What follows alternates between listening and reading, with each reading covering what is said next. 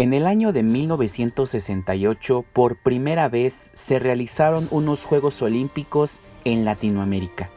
En este año se celebraron en nuestro país. Los ojos del mundo estaban atentos a todo lo que ocurría en nuestro territorio. Por primera vez se realizaban los Juegos Olímpicos y además el mundo vivía muchos conflictos provocados por el poder político y económico en países como Estados Unidos, Gran Bretaña, Alemania. Por lo tanto, era un buen momento para poder distraerse de todos estos sucesos lamentables.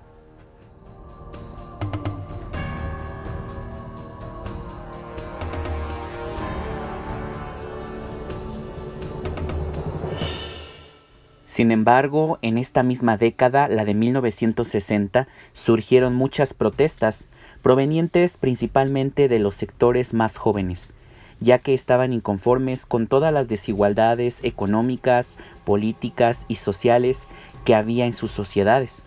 Esto no solamente ocurría con las autoridades en la Ciudad de México, sino también hubo manifestaciones en países como Francia, España, Alemania, Brasil, Italia, incluso en Japón. Nuestro país no fue la excepción, ya que el derecho constitucional de expresar libremente las ideas se hacía válido. Sin embargo, estas mismas manifestaciones fueron reprimidas por la fuerza y desembocaron en muertes o en el encarcelamiento de muchos de los participantes.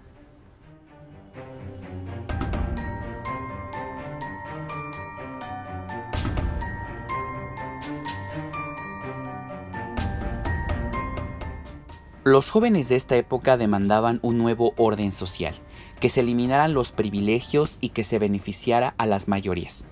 Sus ideales de cambio fueron calificados como de izquierda.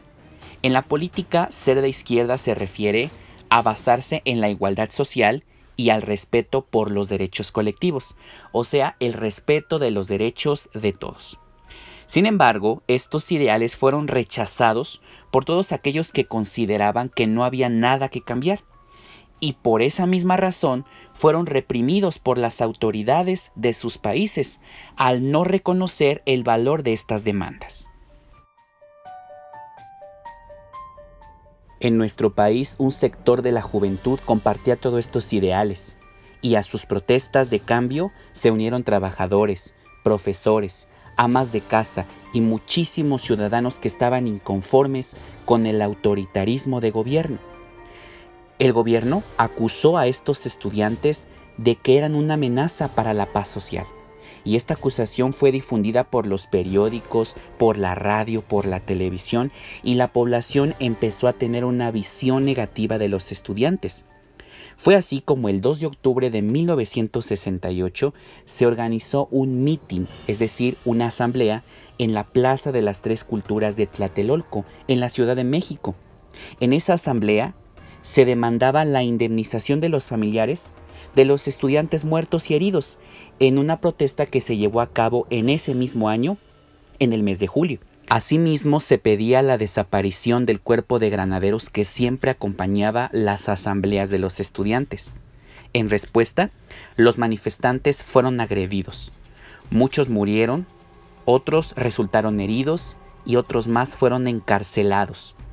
La hostilidad del gobierno hacia los estudiantes fue tal que los medios de comunicación lograron callar este suceso tan lamentable y sangriento para la historia de nuestro país.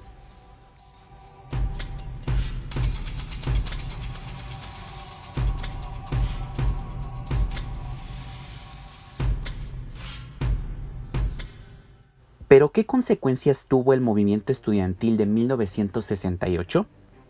Después de los acontecimientos y de la matanza ocurrida aquel año en Tlatelolco de la Ciudad de México, muchos sectores de la población se unieron para protestar aún más contra la represión que sufrían de parte de la policía y del ejército.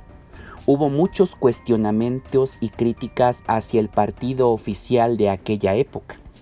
Los ataques fueron cada vez más constantes y se hicieron muchísimas expresiones culturales que protestaban contra el gobierno.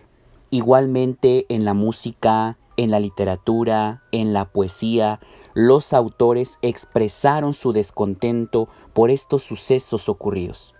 Se considera que después de esta fecha se inició un proceso de desgaste a la legitimidad, o sea, a la validez del gobierno de aquella época. Por cierto, el presidente que gobernaba en aquel año era Gustavo Díaz Ordaz. Los medios de comunicación, al preguntarle si él y su gobierno eran los responsables de la matanza de Tlatelolco, dijo que en realidad fueron los mismos estudiantes quienes reprimieron su movimiento.